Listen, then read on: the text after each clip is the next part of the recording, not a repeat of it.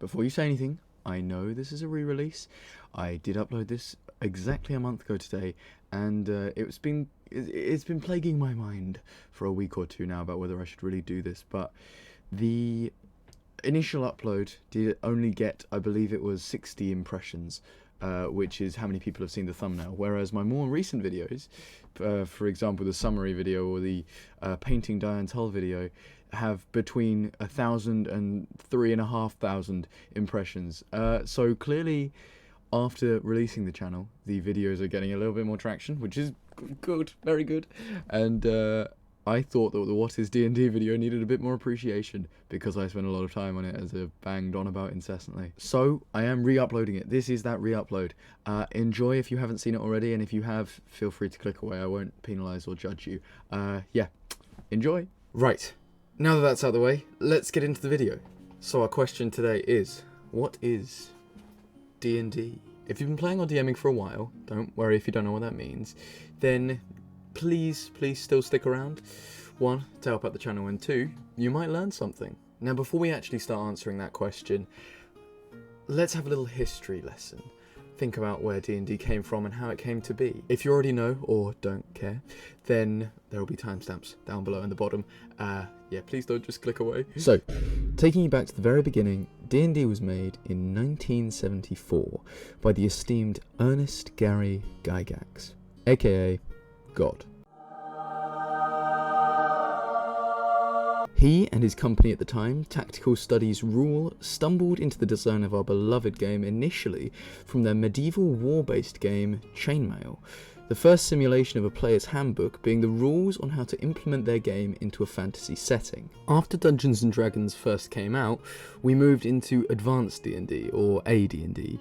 In 1977, they introduced the first monster manual with this edition, which nowadays looks like this. The first official player's handbook and dungeon master's guides were released over the next 2 years. Now, in its base state, it was quite clear that D&D was heavily inspired by the Lord of the Rings franchise written by Tolkien. Eventually, this resulted in a large lawsuit, meaning that hobbits were replaced by halflings, ents by treants, and balrogs turned into Baelor.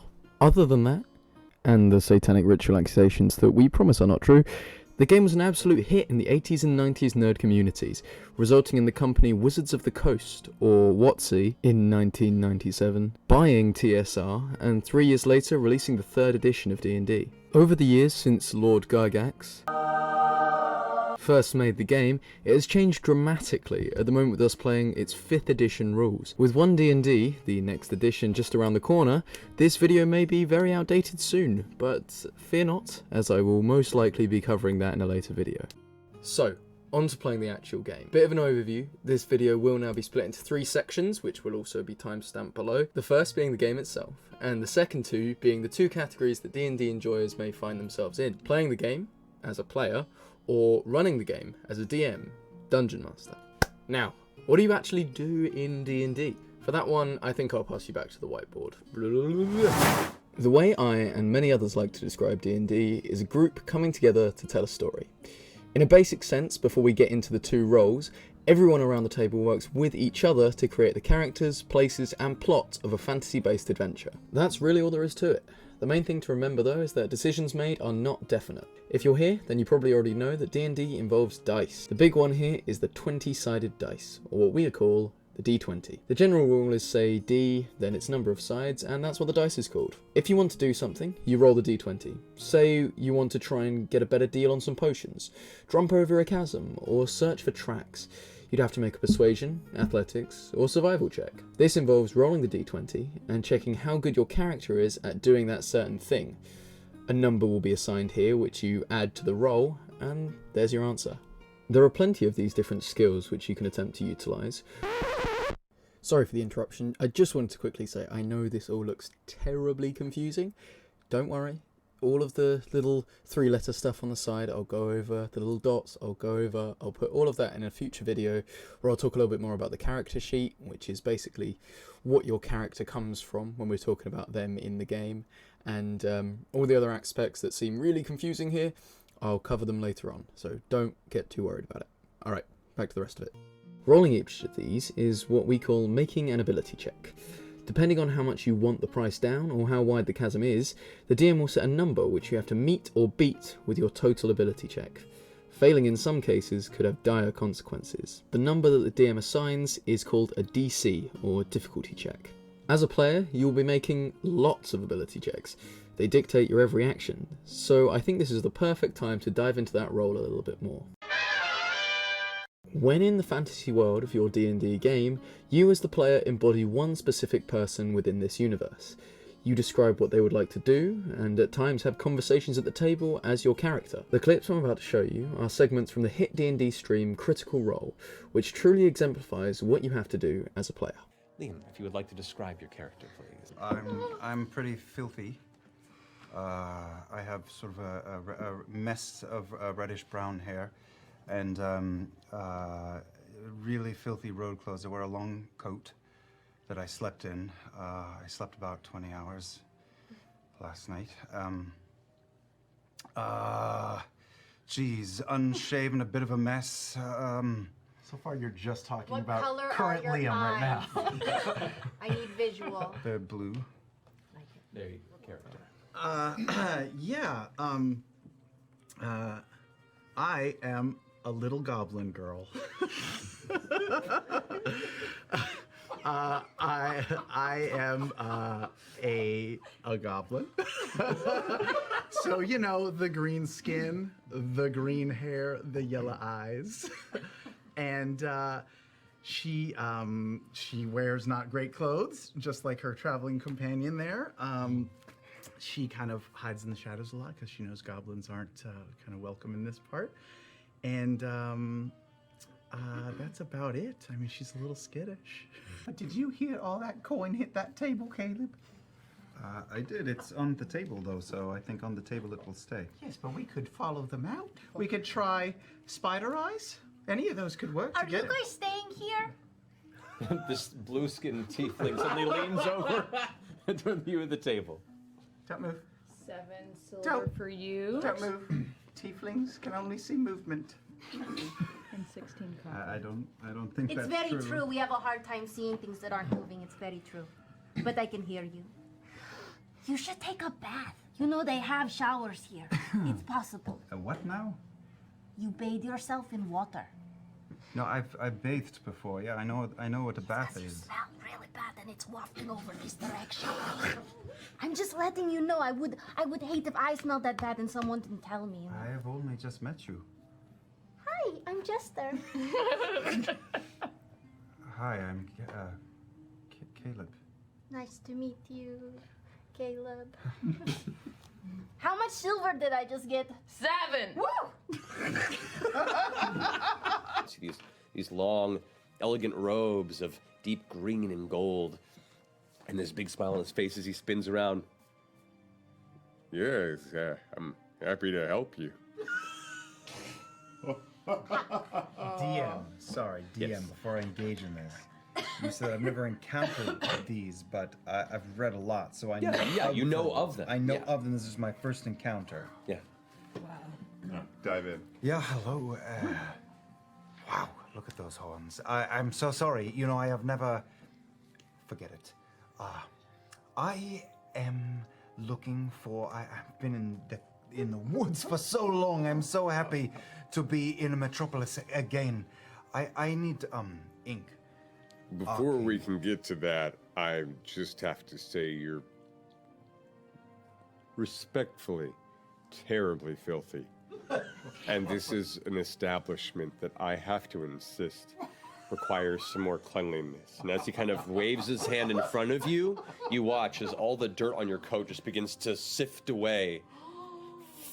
You watch as your clothing just becomes cleaned right up the front of you, reaching up towards your neck. And you watch as the dirt begins to kind of fleck away across your face. I'm tilting, I'm arching my face. As you fight it, a moment passes and you see before you, the first time since you've met, a sparkly, clean Caleb. Caleb, what have you done to him? What have you done to Caleb? Oh, you're just an excitable little friend there, aren't you?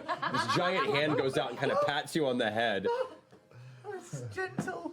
I have no idea. I have no idea. Yeah. You're one your favorite? beautiful. At this point, the two other figures in the back turn around, and it's the same guy. What? There's two more of the same furball, same outfit, same exact visual, and they both go, hi, hi.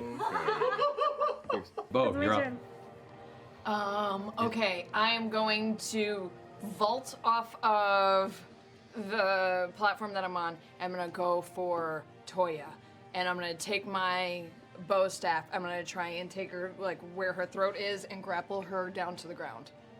Okay. Like to basically throat crush. All right, make an acrobatics check. Yeah, I did. Okay. 15. 15. Okay, yeah. So you make the landing roll and go towards her. And you can use your action to grapple. Grapple her down. Okay, go Pin ahead. her down. Go ahead and make an athletics check, please. Don't fuck me this time. Oh, so close. Is it 14? Yeah, it was 14. I know you can barely see that one. Athletics, you said? 19. 18. Athletics, 18. you Sorry, say? 18. All right. As you land, you manage to grapple Toya, and using the staff, you press her against the wall, and the scared dwarf girl's eyes are just open wide. The singing falters for a second, but she continues to still sing, and you see her eyes looking around desperately for. Do I have a bonus? I mean, you have a bonus action, yes. Can I crush it a little bit further and get her to stop singing?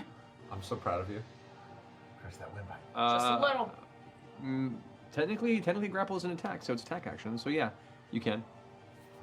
That's right. And we're back. That last segment was taken from a fight, a part of D&D we call combat. I think we'll save that for a later video. So hopefully that was at least a little bit helpful in trying to show you what you might get up to at the table. Slight side note, if you're into or want to be into D&D, I've found Critical Role a great way to get a handle on the rules and just have a general good time. For those of you with a vivid imagination and who enjoy laughing, do yourself a favour and go watch it. You saw somewhat in those clips, but we're now going to move on to the role of the Dungeon Master. Don't comment on the hair. This is by far the most important role in the entirety of the D&D system. As the DM, you're responsible for creating the world and the people in it, making a plot, and most importantly, managing the rules. A thing you'll come to know is that D&D rules tend to be quite malleable per game, so one game will run a certain rule and one game will change it completely. So as a DM you have pretty much free reign over what you allow and don't allow. You are the one that makes this story possible and narrates the world to your players. Let me tell you, it can be a struggle. You are the struggle. But being a DM myself, I can tell you that seeing your friends get worked up or excited or sad about these plot lines and characters that have just popped out of your head is one of the most rewarding things that I can think of. Don't get me wrong, the players can often be the most pieces of shit you will ever encounter. They'll mess around in the serious moments, kill off the important NPCs. NPCs are characters in the world that are played by the DM, but aren't like characters, yeah, you know what I mean. Or just in general, not care about the things that you've spent hours on. It's fine. We don't mind. Or they could just not show up to sessions altogether. The bebeg of any D&D game is scheduling. Anyone who would argue that is a liar. Just liar. Now, in terms of where you start, I would strongly advise not going straight in.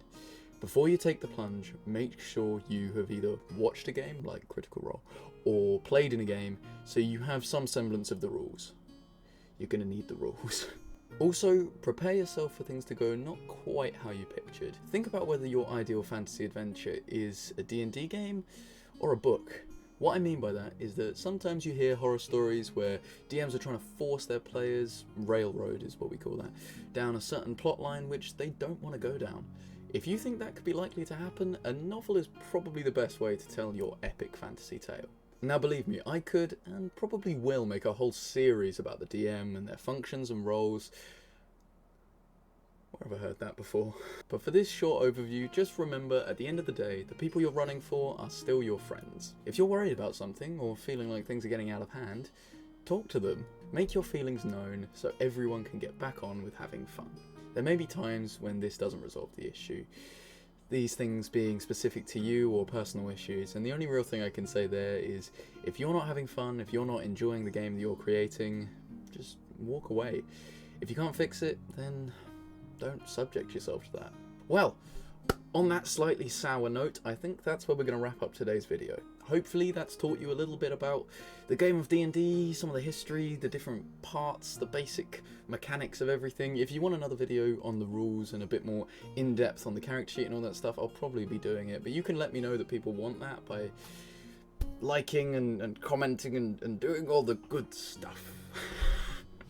Thank you so much for sticking around to the end of the video. If you skip parts of it or watch through that whole spiel, you are appreciated. Yeah, you have no idea how much this means to me. Honestly, I've spent far too much time for this to be viable. So thank you very, very much. There will be more videos soon, so keep an eye out for all of them. Yeah, we don't need him anymore. I hope you enjoyed the re-release. If you hadn't seen the video already, I hope that was informative and maybe somewhat enjoyable at times. If you stuck around to this point, hopefully this implies that you might check out some of the other videos that I've posted and keep an eye out for the future ones. Thank you ever so much, and I will catch you in the next one. Bye bye.